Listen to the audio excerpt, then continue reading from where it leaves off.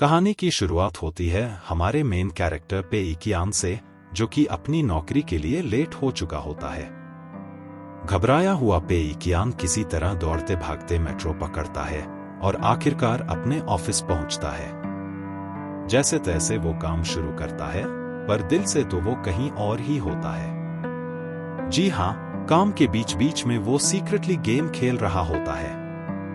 तभी अचानक उसके बॉस चुपचाप उसके पीछे आ खड़े होते हैं। पे इकियान को भनक भी नहीं लगती, पर जैसे ही उसे एहसास होता है, वो तुरंत अपनी स्क्रीन को स्विच कर देता है और गेम की जगह वर्क स्क्रीन दिखा देता है। बॉस को लगता है कि सब ठीक है और वो चुपचाप वहां से चले जाते हैं। पे इकियान की जान में जान आती है। अब हमें शाम का वक्त दिखाया जाता है। पे इकियान का काम खत्म हो चुका होता है और छुट्टी का टाइम आ गया होता है। वो इतना खुश होता है कि जैसे उसके अंदर एकदम फ्लैश की तरह एनर्जी भर जाती है। वो तेजी से जाने की तैयारी करता है, लेकिन तभी उसके बॉस फिर से आ जाते हैं। वो कहते हैं, तुम बहुत जल्दी जा रहे हो, तुम्हारा काफी काम बाकी है। आखिरकार तुम कहां जा रहे हो? पे इकियान थोड़ी कंफ्यूज्ड आवाज में कहता है, लेकिन सर, आपने ही तो कहा था कि हमें डेडलाइन तक काम सबमिट करना है, तो फिर अब मुझे ओवरटाइम क्यों करना पड़े? अब हमारा पे इकियान अपने बॉस के सामने खड़ा होता है, जो उसे धमकी दे रहा होता है, मैं तुम्हें यहां से फायर कर दूंगा। पे इकियान के मन में आता है, मैं भी तुम्हें कोर्ट में सू कर दूंगा। लेकिन ये सब तो बस उसके मन की बातें हैं। हकीकत में वो अपने बॉस के सामने एक शब्द भी नहीं बोल पाता, क्योंकि भाई, आखिरकार सबको पैसे से ही प्यार होता है ना? फिर पे इकियान बिना कुछ कहे अपने डेस्क पर वापस आकर बैठ जाता है और काम में लग जाता है। लेकिन अंदर ही अंदर वो फ्रस्ट्रेशन से भरा हुआ होता है। दिन रात 24 घंटे वही एक बोरिंग काम। पे इकियान को अपनी ये जिंदगी बिल्कुल भी पसंद नहीं होती, लेकिन मजबूरी का नाम महात्मा गांधी। वो कुछ भी नहीं कर पाता। काम करते करते उसे काफी देर हो जाती है। तभी उसके फोन पर उसके दोस्त का मैसेज आता है। पे इकियान थोड़ा रिलैक्स फील करने के लिए चैटिंग में लग जाता है, पर गलती से उसका फोन हाथ से फिसलकर सीधे डस्टबिन में गिर जाता है। जैसे ही वो फोन उठाने के लिए झुकता है, डस्टबिन से अजीब सी रोशनी निकलने लगती है। पे इकियान हैरान होकर उसे देखता है, और तभी एक पोर्टल उसके सामने प्रकट हो जाता है, जो उसे अपनी ओर खींच लेता है। अगले पल जब पे इकियान की आंखें खुलती हैं, उसका दोस्त मा यांग उसे उठाते हुए कह रहा होता है, जल्दी करो, वरना अटेंडेंस मिस हो जाएगी और फिर टीचर तुम पर गुस्सा होंगे। पे इकियान पूरी तरह से शॉक्ड होता है, क्योंकि उसे एहसास होता है कि वो अपने फ्रेशमैन ईयर में पहुंच चुका है। ये साल 2009 है, यानी पे इकियान पूरे 10 साल पीछे चला गया है।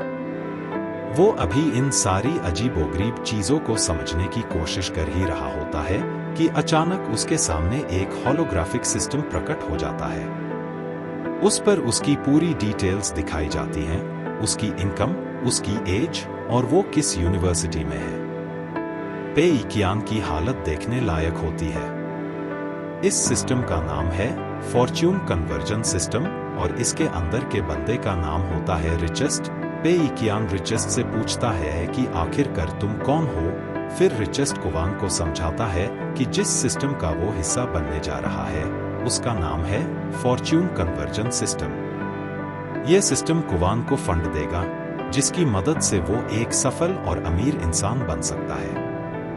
इसे सुनकर कुवांग थोड़ा हैरान होता है, लेकिन साथ ही खुश भी। रिचेस्ट आगे बताता है कि इस सिस्टम का एक बहुत ही अजीब नियम है। चाहे कुवांग पैसे किसी भी जगह निवेश करे, नुकसान हो या मुनाफा, यह सिस्टम हमेशा पैसा कमाने का रास्ता बना लेगा। मतलब कुवांग चाहे कुछ भी करे, अंत में उसे फायदा ही होगा। इसके बाद रिचेस्ट कहता है, सिस्टम के दिए हुए फंड से तुम अपनी खुद की कंपनी खोल सकते हो और उससे अच्छा खासा मुनाफा कमा सकते हो। लेकिन ध्यान रहे, इस मुनाफे का एक हिस्सा सिस्टम को भी देना होगा। बाकी का सारा पैसा तुम अपने लिए इस्तेमाल कर सकते हो। कुवान फिर सोचता है कि अगर वो मुनाफा कमाता है तो उसे सिर्फ एक छोटा प्रतिशत मिलेगा, लेकिन अगर वो सारे पैसे हार जाता है तो उसे पूरे पैसे वापस मिल जाएंगे। यानी नुकसान भी किसी तरह से फायदे में बदल जाएगा। अब कुवान के मन में एक सवाल उठता है, आखिर इस सिस्टम में दिक्कत क्या है? फिर उसे एक आइडिया आता है, अगर मैं सारे पैसे हार भी गया तो ये सारे पैसे मेरे पर्सनल एसेट बन जाएंगे जिन्हें मैं अपने लिए इस्तेमाल कर सकता हूं। यह सोचते हुए कुवान इस सिस्टम की शर्तों को मान लेता है। इसके बाद रिचेस्ट उसे एक चेतावनी देता है, देखो, तुम जानबूझकर कहीं भी पैसा निवेश नहीं कर सकते और ना ही बेवजह पैसा खो सकते हो। अगर तुमने ऐसा किया तो जो होगा उसका जिम्मेदार सिर्फ भगवान होगा, सिस्टम कुछ नहीं कर सकता। रिचेस्ट कुवान से कहता है कि अब अपनी कंपनी की कैटेगरी और उसका नाम चुनो। कुवान कहता है, मुझे थोड़ा समय चाहिए इन सब चीजों पर सोचने के लिए। रिचेस्ट जवाब देता है, ठीक है, मैं थोड़े समय बाद वापस आऊंगा। कुवान फिर सोचने लगता है कि उसे कौन सी कैटेगरी चुननी चाहिए जहां उसे सिर्फ नुकसान हो। थोड़ी रिसर्च के बाद उसे समझ आता है कि गेमिंग इंडस्ट्री में पैसा लगाना सही रहेगा, क्योंकि इसमें सफल होना काफी मुश्किल है। इसलिए वो तय करता है कि वो सारे पैसे गेमिंग में इन्वेस्ट कर देगा और जल्दी ही दिवालिया हो जाएगा। फिर वो प्लान बनाता है कि वो एक ऐसा गेम बनाएगा जो बिल्कुल भी मजेदार नहीं होगा, ताकि लोग खेलें ही ना और उसके सारे पैसे डूब जाए। तभी रिचेस्ट वापस आता है और पूछता है, तुमने कौन सी कैटेगरी चुनी है? कुवान जवाब देता है, गेमिंग। फिर रिचेस्ट उससे उसकी कंपनी का नाम पूछता है। कुवान सोचता है कि टेंगड़ा टेक्नोलॉजी रख दूं, लेकिन फिर कहता है, नहीं, मुझे ये नाम नहीं रखना था। पर फिर भी रिचेस्ट वही नाम कंपनी के लिए फाइनल कर देता है और कहता है, एक बार नाम रख दिया तो अब इसे बदल नहीं सकते। जाने से पहले रिचेस्ट फिर से उसे चेतावनी देता है, याद रखना, फालतू पैसे कहीं भी मत लगाना, नहीं तो तुम्हारे लिए बहुत बुरा होगा।